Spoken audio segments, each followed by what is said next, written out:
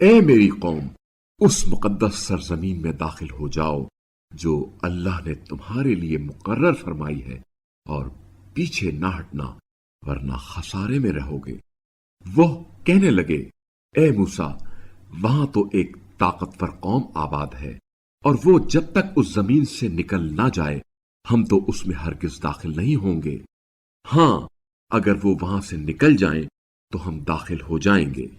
خوف خدا رکھنے والوں میں سے دو اشخاص جنہیں اللہ نے اپنی نعمت سے نوازا تھا کہنے لگے، دروازے کی طرف ان پر حملہ کر دو، پس جب تم اس میں داخل ہو جاؤ گے تو فتح یقیناً تمہاری ہوگی، اور اگر تم مومن ہو تو اللہ پر بھروسہ کرو۔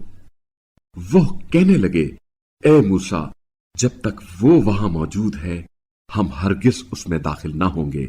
آپ اور آپ کا پروردگار جا کر جنگ کریں، ہم یہیں بیٹھے رہیں گے۔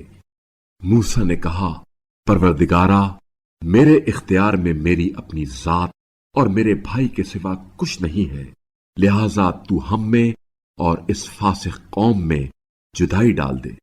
اللہ نے فرمایا، وہ ملک ان پر 40 سال تک حرام رہے گا، وہ زمین میں سرگرداں پھریں گے، لہذا آپ اس فاسق قوم کے بارے میں افسوس نہ کیجیے، اور آپ انہیں آدم کے دونوں بیٹوں کا حقیقی قصہ سنائیں۔ جب ان دونوں نے قربانی پیش کی تو ان میں سے ایک کی قربانی قبول ہوئی اور دوسرے کی قبول نہ ہوئی، تو اس نے کہا، میں تجھے ضرور قتل کروں گا۔ پہلے نے کہا، اللہ تو صرف تقوی رکھنے والوں سے قبول کرتا ہے، اگر تو مجھے قتل کرنے کے لیے اپنا ہاتھ میری طرف بڑھائے گا تو میں تجھے قتل کرنے کے لیے اپنا ہاتھ تیری طرف بڑھانے والا نہیں ہوں۔ میں تو عالمین کے پروردگار اللہ سے ڈرتا ہوں۔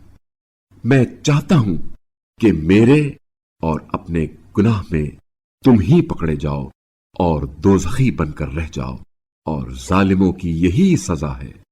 چنانچہ اس کے نفس نے اس کے بھائی کے قتل کی ترغیب دی تو اسے قتل کر ہی دیا، بس وہ خسارہ اٹھانے والوں میں شامل ہو گیا۔